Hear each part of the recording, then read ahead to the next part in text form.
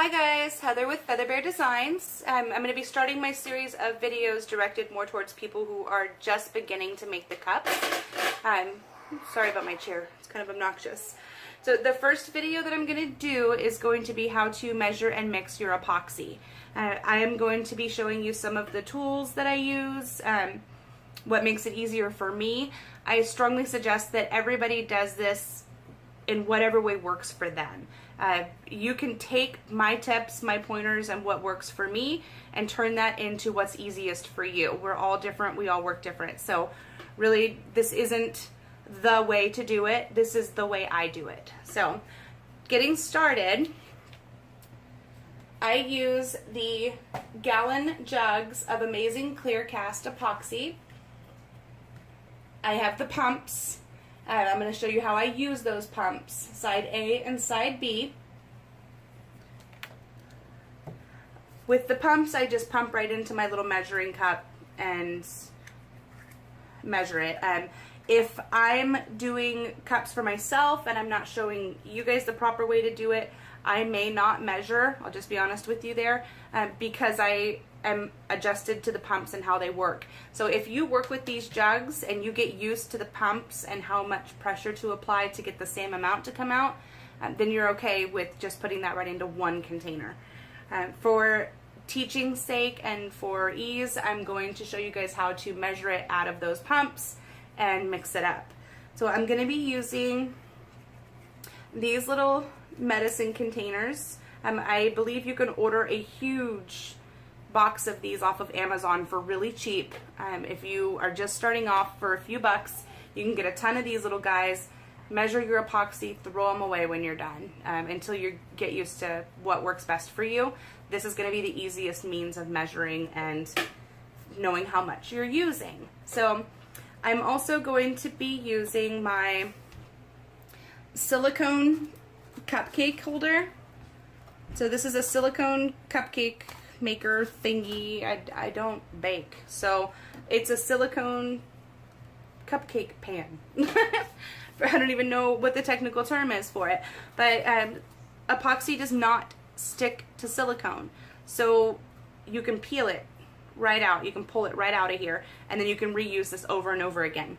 I will also be using a wide popsicle stick because I found that mixing the epoxy with the wider stick versus the little stick creates less bubbles. So using this stick and spinning it around, there's a lot more space for you to be moving air into it versus moving the epoxy with this stick. And just doing that in the air, you guys can see how that would be the case. Mixing epoxy with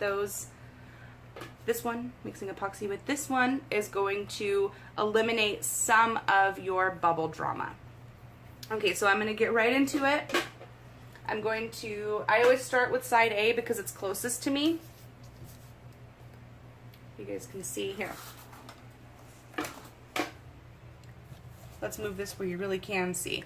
So this first one that I'm using is side A, and I'm going to fill this up to, let's see, whoops, I pushed on it. I'm going to fill this up to 1 tablespoon.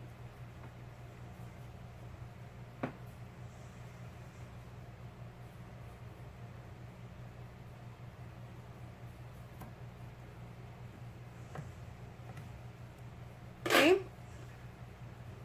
So I put the epoxy in there up to 1 tablespoon. Now I'm getting another one. Same thing, I'm going to go up to the 1 tablespoon mark with side B. Side B is thinner. You don't have to push as hard.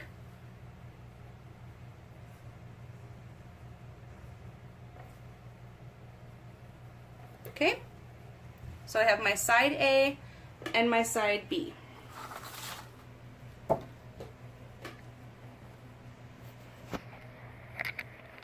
I'm going to move this down.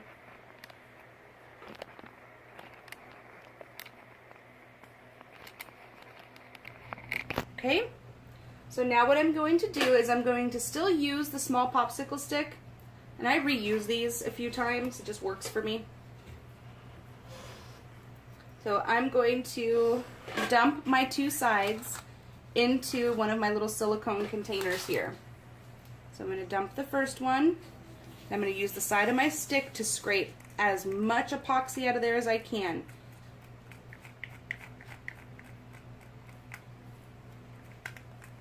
You don't want to leave any in there if you can help it.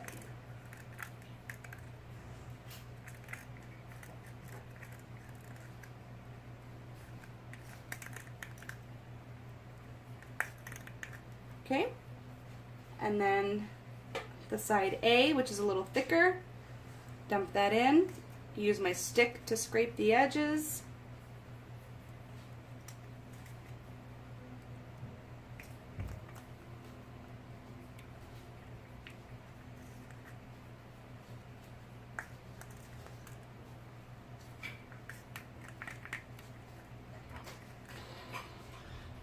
Okay, so my cups are pretty empty. There's not a whole lot going on in there. I'm going to put my stick aside and I'm going to grab my large stick. Now for the mixing, take your time. This is not a race, you guys. Stir this slowly. And what's going to happen is, if you can see, I don't know if you can see in there or not, it's going to get cloudy. You're going to see it get kind of cloudy as the two parts start mixing. So the first thing that happens is the two parts come together and it becomes cloudy. And then as they start binding together, it turns clear again. So you want to mix your epoxy until it has become completely clear. You can't see any cloudiness in there at all. This is typically 1 to 3 minutes.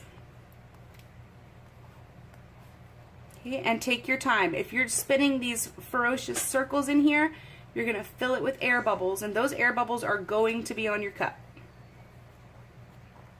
Okay, so just gently stir this.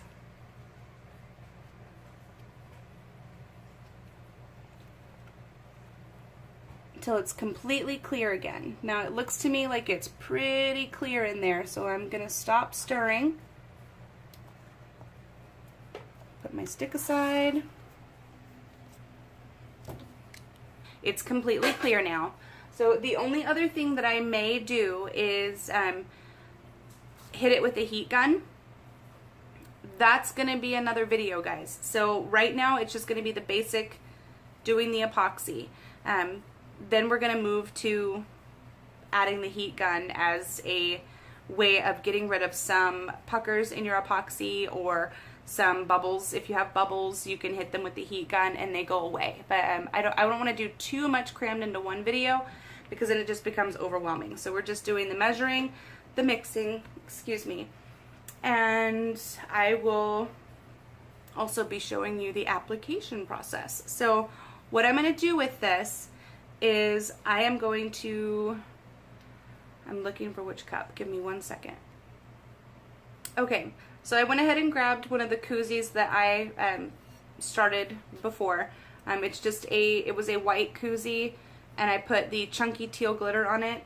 I kind of did a video about that. It's called Chunky Teal. It's by Recollections. So I am going to put the epoxy onto this so I can show you guys how to apply it. So let's see.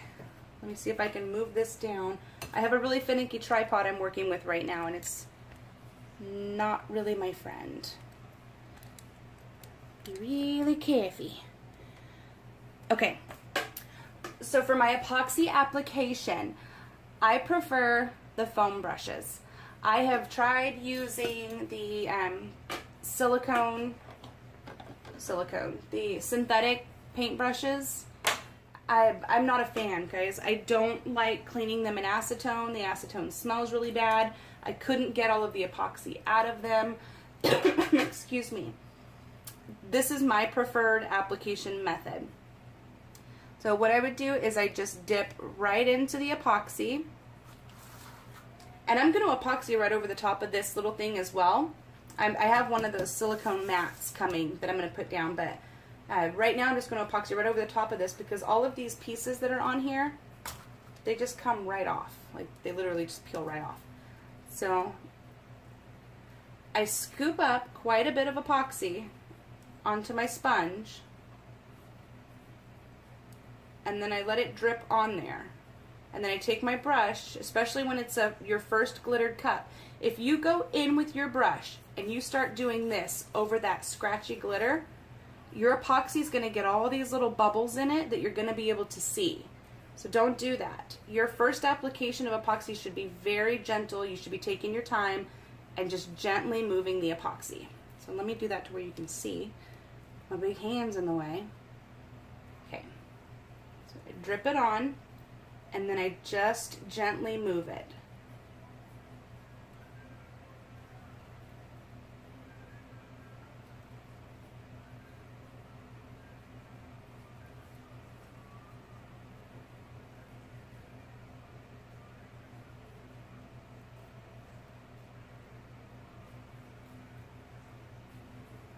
Okay, dripping it on,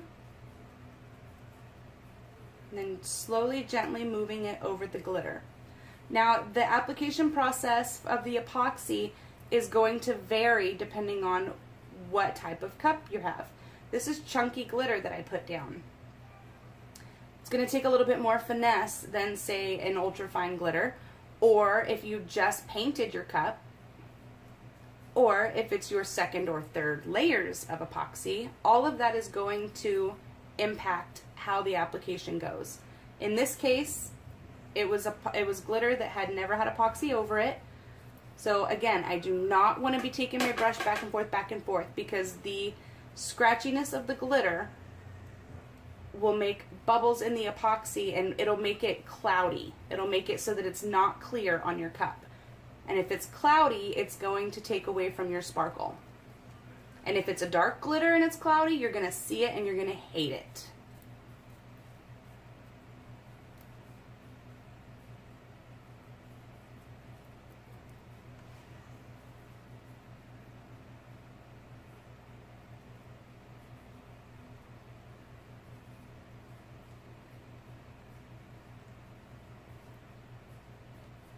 I like to do this with a bright light above me so that the light reflects on the epoxy and I can see exactly where I may need more or where I may need to smooth it out a little. And then while I'm holding this, I do the bottom. This is how I epoxy the bottom of my cup. Sorry guys if that was completely out of frame. I'm having a hard time seeing the phone and making sure that I'm doing this. So just gob that on the bottom, no big deal. It's going to smooth out on the turner. And then if I have any left in there,